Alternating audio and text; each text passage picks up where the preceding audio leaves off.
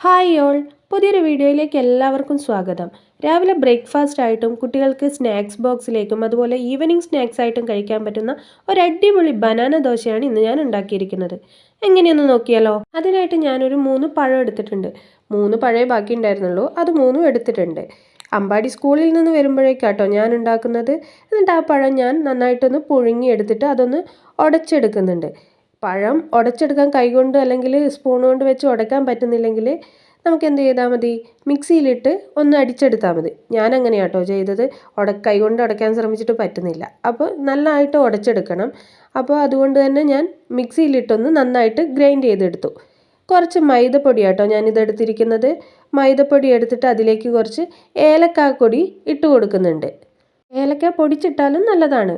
എന്നിട്ട് അതിലേക്ക് ഞാൻ ആ ഉടച്ചു വെച്ച പഴം കൂടി ഇട്ട് കൊടുക്കുകയാണ്. ഇട്ട് കൊടുത്തിട്ട് നമ്മളിതിൽ വെള്ളമൊന്നും ഉപയോഗിക്കുന്നില്ല കേട്ടോ. അതിന് പകരം ഞാൻ പാലാണ് എടുത്തിരിക്കുന്നത്. പാലിലാണ് ഇതൊന്ന് മിക്സ് ചെയ്തെടുക്കുന്നത്. പാലൊഴിച്ചിട്ട് നന്നായിട്ട് ആ പഴവും മൈദപ്പൊടിയും കൂടി ഒന്ന് മിക്സ് ചെയ്ത് കുഴച്ചെടുക്കുന്നുണ്ട്. പഴം എത്ര നന്നായിട്ട് ഗ്രൈൻഡ് ചെയ്യാൻ പറ്റുമോ അത്രയും നല്ലതായിരിക്കും നമ്മൾ കലക്കിയെടുക്കുമ്പോൾ മാവ് കിട്ടുന്നത്. കാരണം എന്താ വെച്ചാൽ പഴം ഉടഞ്ഞില്ലെങ്കിൽ അത് കട്ട കട്ടയായിട്ട് നിൽക്കും. ഇനി ഞാൻ എടുത്തിരിക്കുന്നത് ഒരു മുട്ടയാണ്. ആ മുട്ടയൊന്ന് ഇതിലേക്ക് പൊട്ടിച്ചിട്ട് ഒഴിച്ചു കൊടുക്കാം. അങ്ങനെ ഇതാ ഞാൻ അതിലേക്ക് മുട്ട ഒഴിച്ചു കൊടുത്തിട്ടുണ്ട്. കൂടാതെ ഞാൻ കുറച്ച് പഞ്ചസാര കൂടി ഇതിലേക്ക് ഇട്ട് കൊടുക്കുന്നുണ്ട്. ഇനി നമുക്കിതൊന്ന് നന്നായിട്ട് മിക്സ് ചെയ്തെടുക്കണം. അതിനായിട്ട് ഞാനൊരു തവി ഉപയോഗിച്ച് അത് മിക്സ് ചെയ്തെടുക്കുന്നുണ്ട്.